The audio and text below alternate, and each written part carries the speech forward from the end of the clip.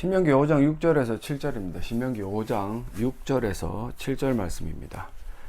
나는 너를 애굽 땅 종되었던 집에서 인도하여 낸 내 하나님 여호와라. 나 외에는 다른 신들을 내게 두지 말지니라. 아멘. 어제부터 휴가가 시작이 되었습니다. 휴가가 시작이 되었는데 갈 데도 없고 할 것도 없고, 그래서 오늘 아침에 베란다 쪽에 이제 무리 위에 그 커버에서 새서 실리콘을 좀 쌌는데 땀이 옥수같이 쏟아져서 겨우 땀을 말리고 조금 늦게 이렇게 녹화를 하게 됐습니다. 양해를 부탁드리고요. 제가 여러분들에게 오늘 말씀을 시작하면서 질문 하나 드리고 싶은데, 늘 우리가 가지고 있는 해결되지 않는, 해결할 수 있는데 해결하기 싫어하는 질문 가운데 하나입니다. 그게 뭐냐면, 여러분들 교회에 있는 모든 사람들이 전부 하나님의 신실한 백성입니까? 이 말을 달리 이야기하면 진짜 성도입니까? 진짜 신자입니까? 여러분들이 다니는 교회에 100명이 있고 200명이 있고 1000명이 있고 10,000명이 있는데 그 가운데 진짜 신자는 몇 명입니까? 또 한 가지 불편한 질문을 드리자면, 이 영상을 보고 있는 여러분은 진짜 신자 맞습니까? 제가 왜 이런 말씀을 드리냐면, 오늘부터 시작이 되는 이 십계명의 율법의 수혜자가, 나중에 또 제가 더 자세히 말씀을 드리겠지만 개인이고요. 그 십계명을 제대로 수혜받았다라는 사람은 믿음으로 그 십계명의 말씀대로 살아가는 사람들, 그 사람들이 모여있는 공동체가 진짜 공동체다라는 말씀을 드리고 싶기 때문이에요. 그래서 오늘부터 시작이 되는 이 십계명 10번이 될지 몇 번이 될지 저도 잘 모르겠습니다. 시간이 없어가지고 이거를 미리 준비하는 타입은 아니라서. 하지만 이 계명의 말씀들을 여러분들이 받으면서 과연 내가 이 십계명의 말씀을 정말 하나님의 말씀으로 인정하고, 물론 잘 지키지는 못할지라도 하나님의 말씀으로 인정하고 그 말씀을 내가 받아들고 있느냐라는 사실에 대한 고민을 좀 해보면 좋겠습니다.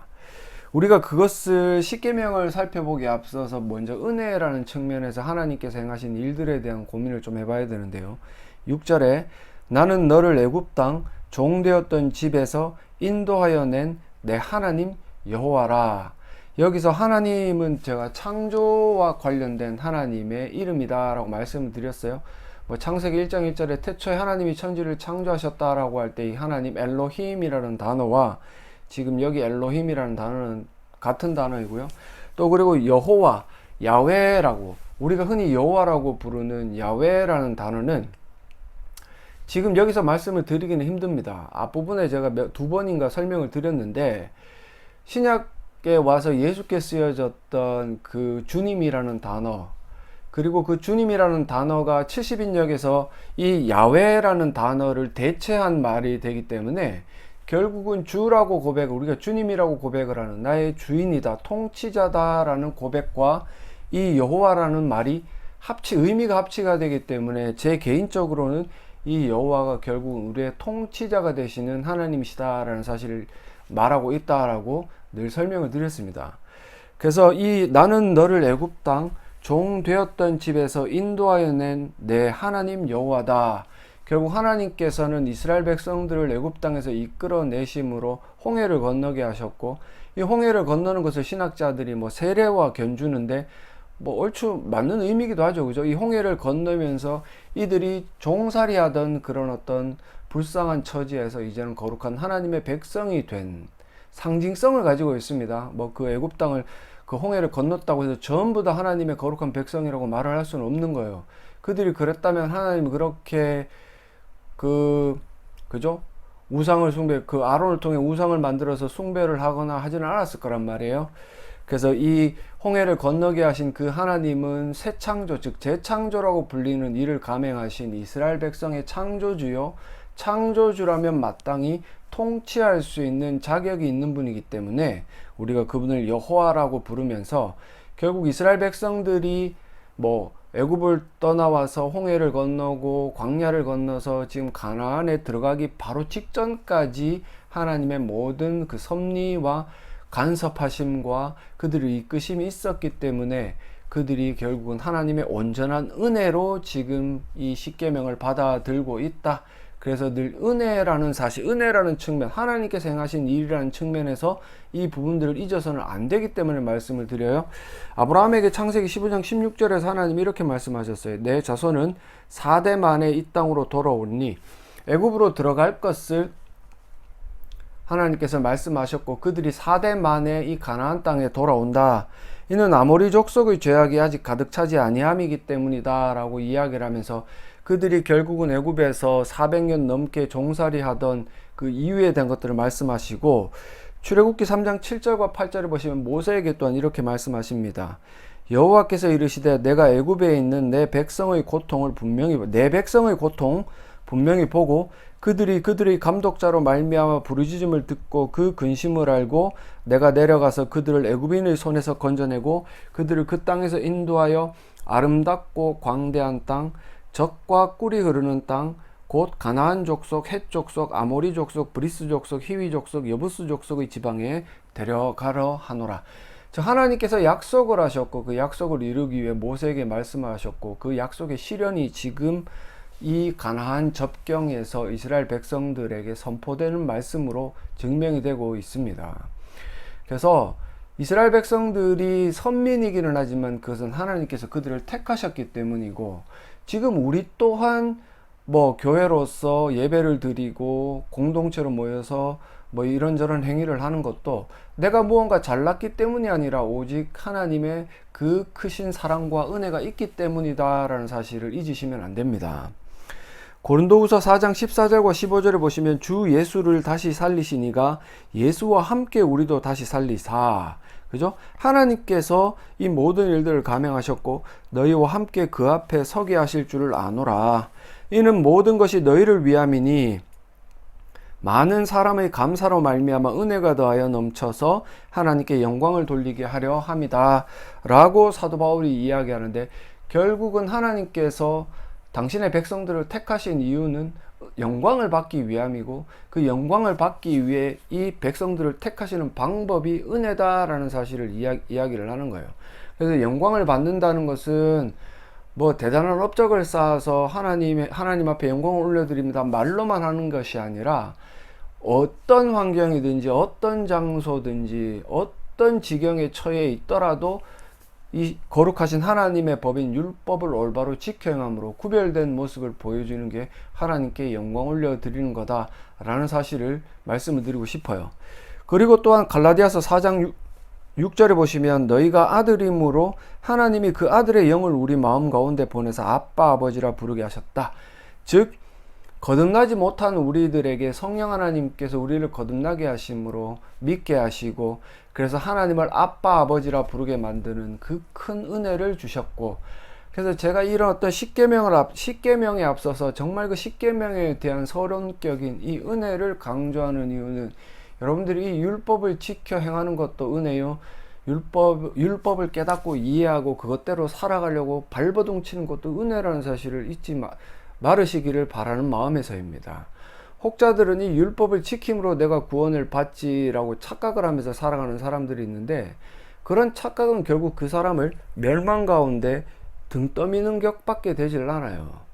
어떤 사람이 과연 율법을 지켜서 구원에 이를 수가 없습니까? 성경에서는 이 율법을 지킴으로 율법을 행함으로 구원 얻을 육체가 없다라고 말했고 의인은 없다 하나도 없다 라고 계속해서 사도 바울의 입을 통해 외치고 있기 때문에 우리가 이 말씀들을 이해하고 깨달아 간다면 결국은 이 율법의 행위가 우리를 구원함에 이르게 하는 게 아니라 은혜가 우리를 구원함에 이르게 하고 이 율법은 다만 내가 구원을 받았음에 대한 근거이자 또한 하나님께 영광을 올려드리는 방법으로 사용되어지는구나. 그래서 굉장히 종이 한 장 차이의 어떤 차이인 것 보이지만 이 종이 한 장 차이가 결국은 구원이냐 멸망이냐 라는 것으로 나누는 그런 어떤 기로가 되기 때문에 여러분들이 이 말씀을 받아들기에 앞서서 온전한 은혜고 내가 이 율법을 이해하고 율법대로 살아가는 것 또한 은혜라는 사실을 깨달으시기를 간절히 소망합니다. 그러면서 첫 번째 계명이 선포되는데요. 7절에 나 외에는 이라는 말을 하나님께서는 하나님 외에 뭔가 두는 것을 싫어하셔요.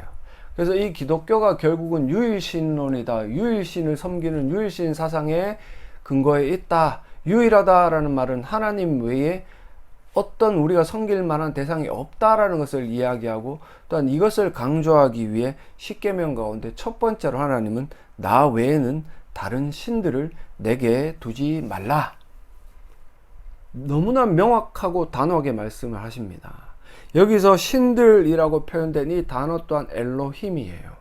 제가 서두에 뭐라고 말씀을 드렸습니까? 엘로힘은 창조주, 즉 하나님 외에 다른 창조주를 둠으로 말미암아, 뭐 기본적으로 인간의 욕심이죠, 그죠? 자기 마음대로 하고 싶어하는 그 욕심을 이루고자 하는 그런 어떤 욕망으로 신들을 두는데, 하나님은 이것을 극히 싫어하시고 너무나 짧고 간단 명료하고 단호하게 말씀하셨기 때문에 여러분들은 이런 어떤 행위에 대한 것들을 참으로 점검하고 조심해야 될 필요가 있습니다. 근데 이렇게 반문을 하시겠죠. 아니, 누가 교회를 다니면서 하나님 말고 다른 것을 섬기니? 에? 많습니다. 하나님을 믿는다라고 이야기를 하지만 마치 돈이 하나님인 것처럼, 돈이 뭔가를 만들어내는 건 사실이에요. 이 세상을 살아갈 때 돈이면 다 된다라는 착각 가운데 살아가는 사람들이 많기 때문에 엘로힘이 돈이 될 수도 있고, 엘로힘이 힘이 될 수도 있고, 그 엘로힘이 뭐 명예가 될 수도 있고 학식이 될 수도 있는 겁니다. 이런 어떤 우리의 어리석음은 결국 창세 때 아담과 하와가 저질렀던 범죄를 통해서 우리가 알 수 있는데, 창세기 3장 15절에 너희가 그것을 먹는 날에는 너희 눈이 밝아져 하나님과 같이 되어, 즉 엘로힘과 같이 되어, 창조주와 같이 되어 선악을 알 줄 하나님이 아십니다. 결국 아담과 하와의 범죄도 이 십계명 가운데 1계명, 즉 창조주 대신 하나님의 존재를 부정하고 이 세상을 자기 마음대로 주무르고 싶어하는 그런 욕망의 발현이다. 그래서 하나님께서는 십계명 가운데 1계명으로 아담과 하와가 저질렀던 범죄를 주의시키고자 이렇게 명령을 하시는 거예요. 너는 나 외에는 다른 신들을 내게 두지 말라. 이런 어떤 유전적인, 죄의 유전적인 요소가 아담의 후손이기 때문에 우리에게도 기본적으로 삽입이 되어져 있습니다. 그래서 아이들을 보시면, 어린아이들은 자기 마음대로 하려고 그래요. 가장 먼저 배우는 말이 아니, 싫어, 이런 말이죠, 그죠? 왜? 부모가 이거 해야지, 밥 먹어야지, 기저귀 갈아야지, 씻어야지 라고 이야기를 하면 지 하고 싶은 대로 하려고 그래요. 이게 창조주 컴플렉스를 가지고 있는 인간의 죄된 유전자요. 이것은 결국 사람이 커가면 커갈수록 하나님을 인격적으로 만나지 못하면 교회 안에서 또한 이런 죄악들을 쉬이 버리는 모습을 보여줍니다. 뭐 목회자들이 자기가 마치 하나님처럼 군림해가지고 하나님의 능력의 그 라인까지 손을 뻗쳐서 자기가 병을 고쳐주고 복을 주고 뭔가 은혜를 베푸는 것처럼 주장하는 인간들이 참으로 많습니다. 장로 권사들은요, 교회에서 자기가 마치 주인인 것처럼, 그 공동체의 주인인 것처럼 자기 스스로의 어떤 그런 영향력을 행사하기 위해서 애를 쓰는 사람들이 얼마나 많습니까? 그 안에는 돈이 개입이 되어져 있고 정치가 개입이 되어져 있는 이런 모습들을 바라본다면 결국 하나님께서 주신 이 십계명 가운데 1계명부터 실패하는 교회 안에 존재하는 불신자들이 참으로 많다는 거죠. 그래서 제가 서두에 여러분들께 물어봤던 게 그거예요. 과연 여러분들 교회에 있는 성도들은 진짜 성도냐? 전부 다 하나님의 참된 백성이냐? 아닌 사람이 많다는 거죠. 왜 그러냐면 이 십계명 가운데 1계명부터 실패하는 자들이 많기 때문에 그렇습니다. 그래서 여러분들이 아셔야 되는 게, 이 아담과 하와의 범죄에 대한 경계로서 하나님은 1계명으로 이 계명을 주셨고, 결국 그렇다라면 우리가 하나님 한 분만을 창조주로 고백하고 그분만을 섬기기 위해 애를 쓰는 사람, 그리고 그 창조주 되신 하나님, 창조주만이 통치자가 되실 수 있기 때문에 창조주 되신 하나님을 믿을 때 그분의 말씀에 순종할 수 있고, 통치자의 말씀에 순종할 수 있고, 그렇게 순종할 때 비로소 이 십계명의 1계명인 나 외에는 다른 신을 내게 있게 말지니라, 이 말씀을 지켜나갈 수 있습니다.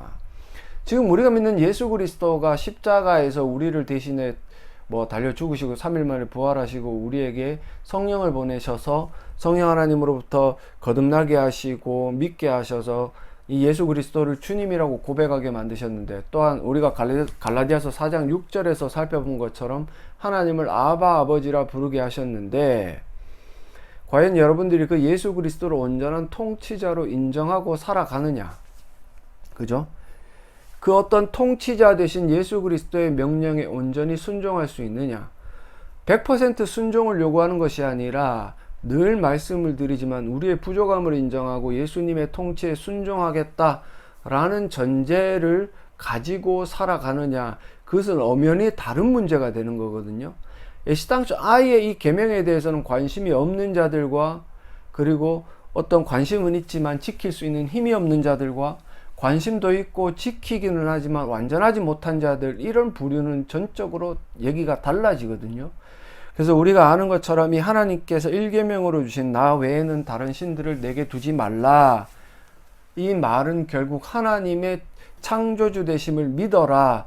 근데 이 믿는 것은, 믿음은 결국 하나님께로부터 오는 것이기 때문에 결국 내가 이것을 믿고 하나님 외에 다른 창조주, 그래서 다른 통치자를 나의 인생의 그림자로 덮고 있다라면 이거는 문제가 되는 거죠. 그죠? 말씀을 듣고 근데 믿는 사람이라면 하나님을 창조주, 예수 그리스도를 창조주로 고백을 하고, 그래서 그분의 모든 통치의 그늘 아래에서 살아가려고 발버둥 치거나 애를 쓴다라는 말입니다.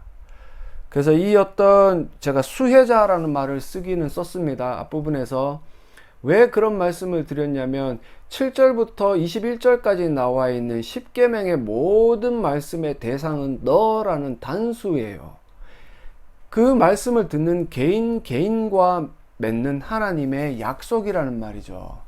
그래서 그 개인 가운데 하나님에 대한 은혜, 하나님께서 주신 은혜로 믿음이 있는 자는 당연히 이 말씀을 받아들이고 지키려고 애를 쓰고 또한 지켜나가는 것이고, 하지만 우리가 또 여기에서 그것만 있는 것이 아니라 5절과 22절, 5절과 22절에는 이 십계명이 주어질 때 너희들이라는 이스라엘이라는 공동체를 향한 어떤 수혜자가 등장을 하기 때문에 두 가지 측면, 즉 중의적인 측면에서 이 모든 것들을 해결을 해야 돼요. 제가 말씀드렸던 것처럼 당신 교회에 있는 사람들은 전부 다 신자입니까? 아니, 당신은 신자입니까?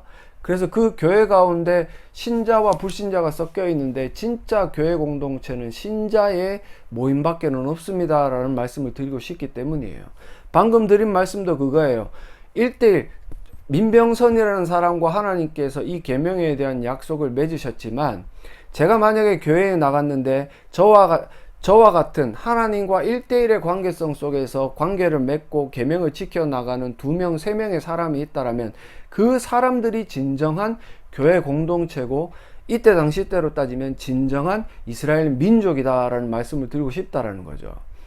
그래서 여러분들이 교회라는 큰 울타리 안에 머무르고 있다라고 해서 나는 구원받았습니다, 이게 중요한 게 아니고, 그리고 우리 교회에 있는 이 공동체가 바로 진짜 교회 공동체다라고 함부로 말할 것도 아니고, 내가 이 하나님과 1대1 관계 속에서 약속을 수혜받은 자로서 약속을 지켜나가고 있는데, 옆에 사람, 어떤 사람, A라는 집사, B라는 집사, C라는 집사가 이 사람들 전부 다 믿지를 않아요.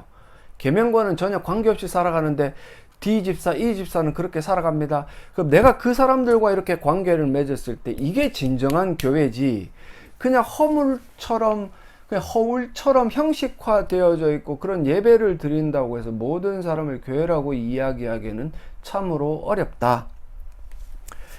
고린도전서 7장 19절에 할례 받는 것도 아무것도 아니요, 할례 받지 아니하는 것도 아무것도 아니로되.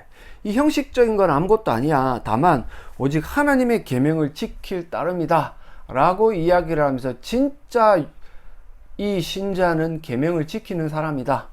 그리고 로마서 2장 28절과 29절에 보시면 무릇 표면적 유대인이 유대인이 아니요 표면적 육신의 할례가 할례가 아니니라. 오직 이면적 유대인이 유대인이며 할례는 마음에 할지니 영에 있고 율법 조문에 있지 아니한 것이라. 여기서 로마서에서 이야기하는 것은 율법을 지켜서 구원에 이르려고 하는 이런 허울뿐인 사람들에 대한 이야기고, 그 칭찬이 사람에게서 나는 게 아니라 다만 하나님에게서 나는데, 결국은 이면적 유대인이라는 것은 은혜를 알아. 제가 오늘 들은 이 말씀처럼 은혜로 구원을 받아서 이제는 율법을 지키는 사람. 그래서 나는 이미 구원을 받았기 때문에 율법을 지켜요 라고 말하는 사람. 이 표면적 유대는 뭐예요? 내가 율법을 지켜서 구원을 받습니다 라고 말하는 사람인 거죠. 그죠? 그래서 이 두 가지 측면, 너무나 율법주의자들이 많은 지금 오늘날의 교회 가운데 이 은혜를 받아서 구원을 받은, 제가 처음에 말씀드렸던 하나님께서 택하셔서 그들을 거듭나게 하신 진짜 하나님의 백성들이 율법을 지키는 행위랑은 정반대의 모습을 가지기 때문에 어떤 것이 진정한 신자의 모습인가, 그것을 알기를 원하는 게 제 작은 바람입니다. 그래서 오늘 말씀드렸던 것처럼 이 율법은 직접적으로 1대1 관계 속에서 이미 먼저 주어집니다. 근데 이 1대1 관계는 하나님의 은혜가 있는 사람들에게 해당되는 거예요. 그래서 이 십계명의 율법을 아무리 가르쳐도 지킬 수 없는 사람, 지키지 않는 사람은 결국 은혜를 모르는 사람, 은혜의 그 대열에 들어가 있지 않는 사람. 그래서 그런 사람들은 교회에 있지만 그들을 교회 공동체, 그들이 이스라엘 백성이었지만 참된 이스라엘 민족이라고 이야기를 할 수는 없는 겁니다.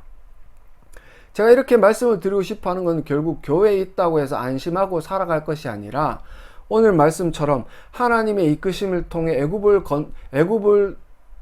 나와서 홍해를 건넌, 그리고 가나안 땅 입성하기 바로 전에 있는 참된 이스라엘 민족처럼 내가 은혜를 받아서 거듭난 예수 그리스도의 제자로 살아가는가를 고민해 보라는 의미에서 말씀을 드려요.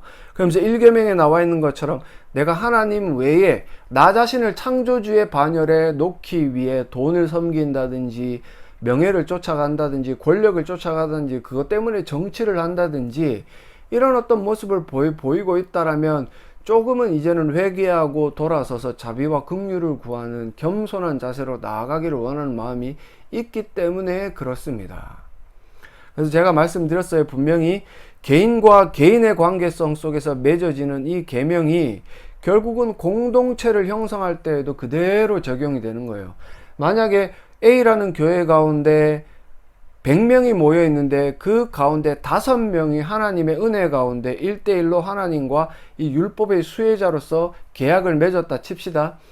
그럼 그 교회에 있는 100명이 전체가 교회가 아니고 그 5명, 은혜 가운데 하나님과 계약을 맺은, 올바른 계약을 맺고 그 계약을 이행하고 있는 그 5명만이 진짜 교회 공동체요, 하나님 나라요, 하나님의 거룩한 백성이다라는 사실을 잊으시면 안 된다라는 거죠. 그래서 그런 어떤 5명이 살아가는 모습을 본다면 이 1계명에 나와 있는 것처럼 하나님만이, 예수 그리스도만이 창조주요, 그분이 나의 통치자다라는 사실을 고백하고 그분에게 모든 자기의 인생의 여정을 맡기고 그리고 성령께서 이끌어 주시는 그 길대로 걸어가면서 율법을 지켜 행하려는 의지를 보인다라는 사실입니다. 그래서 이것들 여러분들이 점검하셔서 내 삶이 과연 이런 100명, 95명이 아니라 5명, 비록 소수이지만 하나님과 은혜의 관계 속에서 계약을 맺어서 율법을 지켜나가는 참된 이스라엘이요, 참된 교회요, 하나님 나라의 백성인가를 점검하셔서 하나님의 영광을 드러내심으로 이 교회가 아직은 약하지만 95명이 불신자이지만 그 교회 가운데서 빛과 소금으로 그리스도의 향기를 뿜어내시는 귀한 주의 백성들이 되시기를 간절히 소망합니다.